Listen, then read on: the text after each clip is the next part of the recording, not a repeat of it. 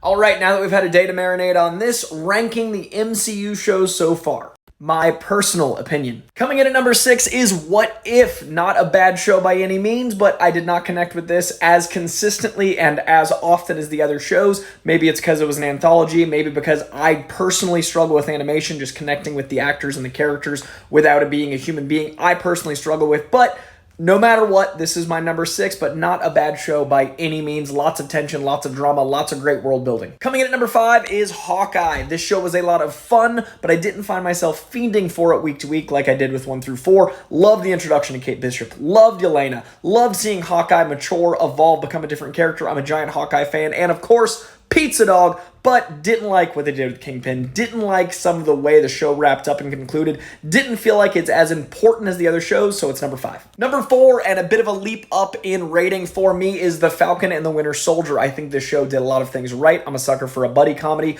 but I did find myself thinking of Baron Zemo more than our two leads, and that's tricky considering his morality in this is straining our suspension of disbelief. This dude did a lot of horrible things. He's the catalyst for Civil War, and I understand that was part of the dynamic, but it didn't always work. Loved how this ended, loved a lot of the speeches, didn't always buy the costumes, didn't always buy the action, but enjoyed all the things they attempted, and episode 4 might be my favorite episode of any show, so there's a lot of strengths here, and I love it addressing therapy and trauma like all the shows do, but in a very specific way. This show did a whole lot right. Falcon Winter Soldier, I think, is a little slept on. In the upper half at number 3, we've got Moon Knight. This show was so good, so smart, so clever, so well-paced, and then I felt like the last episode chose to be an action show instead of a show about psychology that the first 5 episodes had been. It had balanced both very nicely, and then in the end, I did feel like it solved a lot of the action beats while not solving a lot of the psychology beats. I really liked the post-credit scene. I really liked the brotherhood that was formed. I really liked a lot of the details,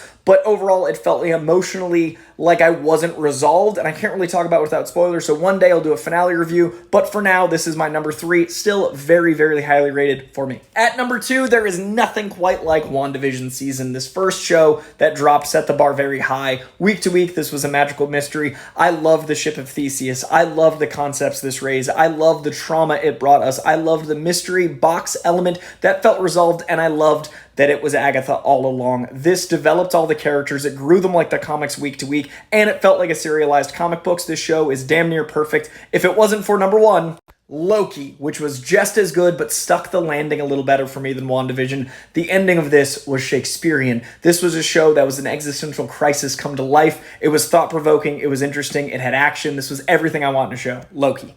My personal ranking.